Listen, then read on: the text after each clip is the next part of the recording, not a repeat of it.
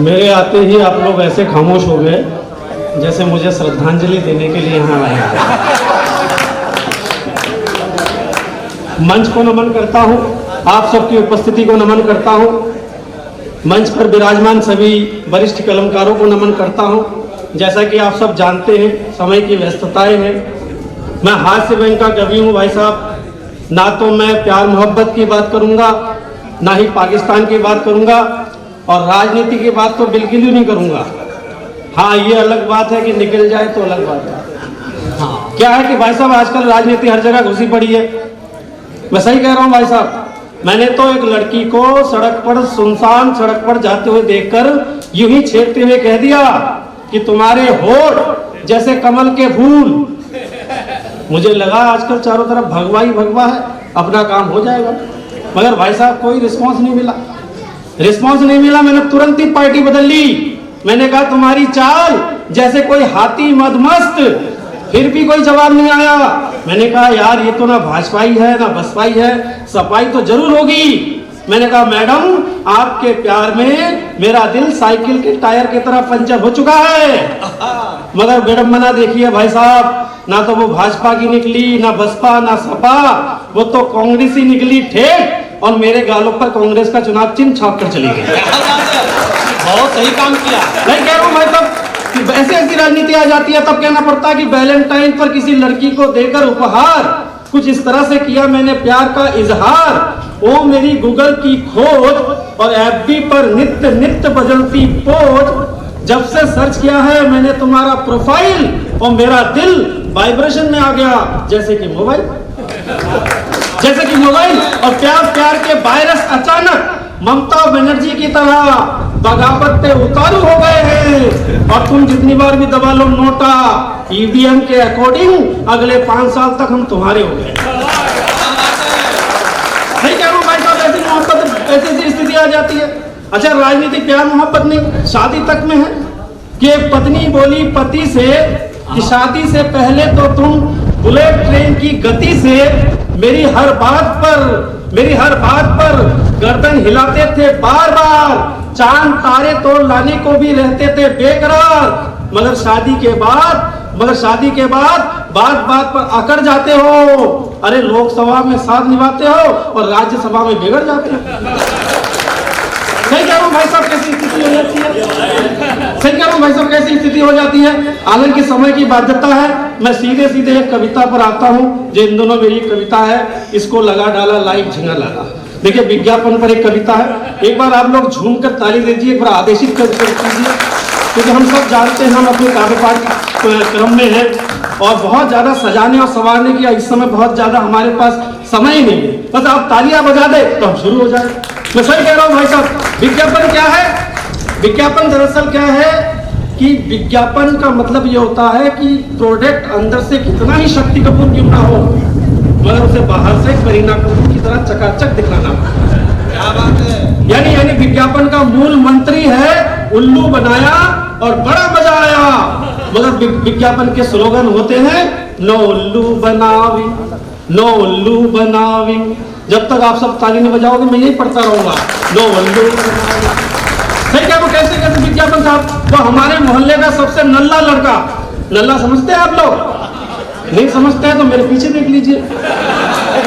एक अकेला मैं काम कर रहा हूँ, बाकी सब नल्ले बैठे हैं।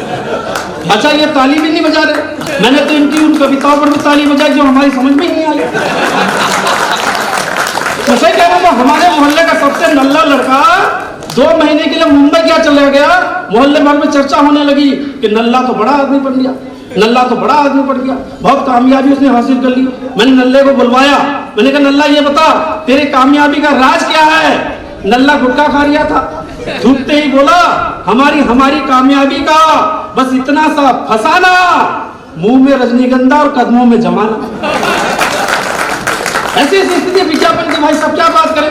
तब कहना पड़ता कि चारों तरफ मचा हुआ है भीषण हाहाकार, कहीं बाढ़ तो कहीं सूखे का प्रचंड प्रहार। मैं हास्य के साथ व्यंग का कवि हूं, अगर बात इशारे में हो जाए तो मुझे सूचित कर देना कि चारों तरफ मचा हुआ भीषण हाहाकार, कहीं बाढ़ तो कहीं सूखे का प्रचंड प्रहार, कहीं मैच फिक्सिंग तो कहीं मॉब लिंचिंग से पूरा देश जल रहा है, मगर टीवी खोलिए तो पता चलता है अपने देश में तो सिर्फ फौग ही चल रहा है। सही कह रहा हूं? कैसे कैसे भाई साहब, तब कहना पड़ता है कि अजब गजब ढंग है विज्ञापन के और अजब गजब है खेल, और सदी का महानायक भी बेचते फिर रहे घर घर नवरत्न तेल। अच्छा, जो काम सदी का महानायक करे किंग खान ना करे, ऐसा हो ही नहीं सकता भाई साहब। वो हमारी हिंदी में कहावत है कि गिरगिट गिरगिट को देखकर रंग बदलता है, तो किंग खान ने तो और भी लंगी उछाल लगा दी और उन्होंने एक नारा ही दे डाला कि इसको लगा डाला तो लाइव झींगा लाला। हालांकि हमने भी लगाया ठारा, मगर आपको सच बताऊं लाइव झींगा लाला नहीं हुई दोस्तों, उल्टा चार्ज और डिस्चार्ज के चक्कर में जेब जरूर ढीली हो गई। यही मेरी कविता का शीर्षक है, आपको बस इतना ध्यान रखना है, इसको लगा डाला तो लाइव झींगा लाला। एक बार फिर से आप लोग ताली बजा दीजिए।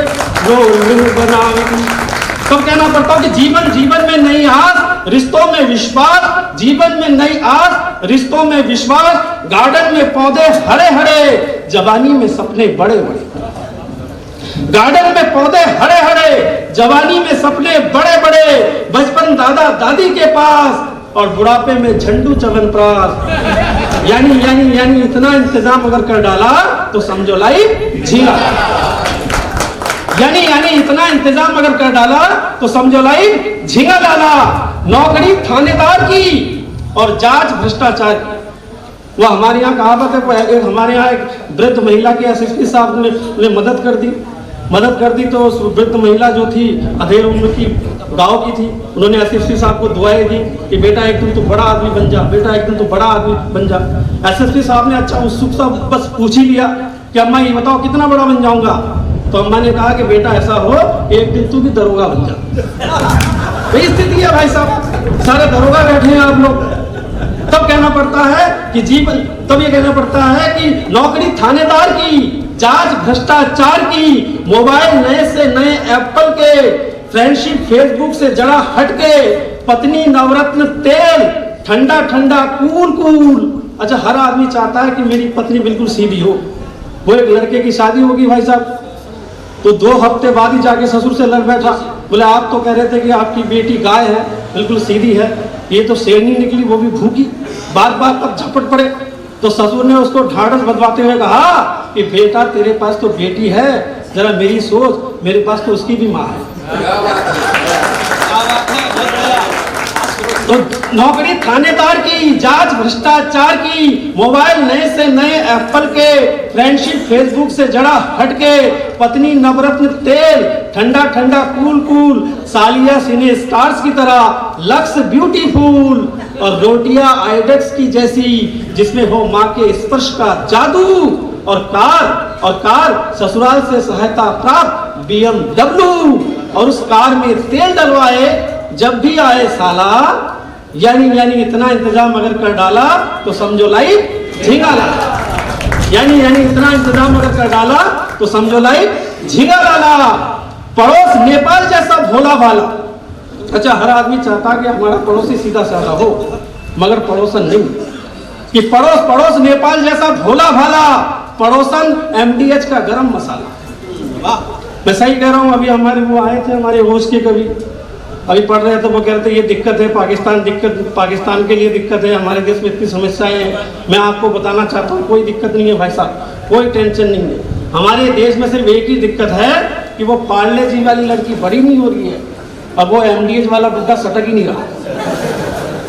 बात समझ में आ जाए तो एक बार तालियां बजाइए। तो नो उल्लू बनावी कि पड़ोस नेपाल जैसा भोला भाला, पड़ोसन MDH का गरम मसाला, और दोस्त LIC की तरह जिंदगी के साथ भी और बाद भी, उधार डाबर का हाजमोला, खाया डकारा और नहीं रहा कुछ याद। उधार डाबर का हाजमोला, खाया डकारा नहीं रहा कुछ याद भी। उधार डाबर का हाजमोला, खाया डकारा नहीं रहा कुछ याद भी। बॉस इंडियन ट्रेन जो ऑफिस में अक्सर लेट आए, और बॉस की सेक्रेटरी फाउंटेन पेन लिखते लिखते लब हो जाए। बॉस की सेक्रेटरी फाउंटर पेन लिखते लिखते लब हो जाए, बॉस की सेक्रेटरी फाउंटर पेन लिखते लिखते लब हो जाए, राजनीति के फेविकॉल की तरह गठजोड़, और प्रेमिका है राजनीति के नए नए गठजोड़, और विपक्ष जिसके मुंह पर लगा हो हरिसन का ताला। यानी इतना इंतजाम अगर कर डाला तो समझो लाइफ झींगा। क्या बात है। यानी इतना इंतजाम अगर कर डाला तो समझो लाइफ झींगा लाला। अब मैं कविताओं की तरफ लौटता हूँ भाई साहब, मगर मेरे दोस्तों तब मत कहना लाइफ झींगा लाला जब भरी बाजार में किसी लड़की का दुपट्टा सरका नहीं कि लड़के कसने लगे पप्तिया, और इस देश में स्कूल कॉलेज से ज्यादा दिखने लगे वृद्धाश्रम की बस्तियां। क्या कहने हैं। आइए मैं कविता की तरफ लौटता हूँ, क्योंकि हंसाने के लिए तो कॉमेडी सर्कस के कई सारे जोकर घूमते होंगे, ये हिंदी मंच है तो हमारी जिम्मेदारी बनती है। और मैं ये देखना चाहता हूँ आपने जितना मुझे सहयोग किया, आपने जितना मेरा साथ दिया, अब कविताओं पर आपकी तालियां इस बात की गवाही देगी कि आप कविता कितना सुनना चाहते हैं। मगर मेरे दोस्तों तब मत कहना लाइफ झींगा लाला जब भरी बाजार में किसी लड़की का दुपट्टा सरका नहीं कि लड़के कसने लगे फप्तिया, और इस देश में स्कूल कॉलेज से ज्यादा दिखने लगे वृद्धाश्रम की बस्तियां। मगर मेरे दोस्तों तब मत कहना लाइफ झींगा लाला जब इस देश के नौजवान शीला की जवानी और बदनाम मुन्नी की गलियों में मर मिटे, और इस देश के शहीदों की बेवाओं के पास अपने बच्चों की फीस के लिए भी पैसे ना दें। क्या बात है भाई। मगर मेरे दोस्तों तब मत कहना लाइफ झींगा लाला जब आतंक से कढ़ा उठे कश्मीर की घाटियां, जब कोख में ही मार दी जाए इस देश की बेटियां, जब सत्ता के लिए दंगे होने लगे हिंदू मुसलमान में, और वंदे मातरम भी सांप्रदायिक लगने लगे हिंदुस्तान में। क्या बात है। मगर मेरे दोस्तों तब मत कहना लाइफ झींगा लाला जब लोकतंत्र बन जाए उत्सव पीड़ितों के क्रंदन का, और मीडिया भी गाने लगे गीत शासकों के अभिनंदन का, जब सत्य अहिंसा और स्वदेशी नारा फल लगने लगे, और इस देश का अन्नदाता ही अन्न को तरसने लगे। अन्नदाता ही अन्न को तरसने लगे। मगर मेरे दोस्तों तब मत कहना लाइफ झींगा लाला, मगर मेरे दोस्तों तब मत कहना लाइफ झींगा लाला जब चारों तरफ मचा हो झूठ का बोलबाला, और सत्य के मुंह पे लगा हो ताला, तब आधुनिकता की दौड़ में और विज्ञापन की होड़ में मत कहना मेरे दोस्तों लाइफ झींगा लाला, लाइफ झींगा लाला, लाइफ झींगा।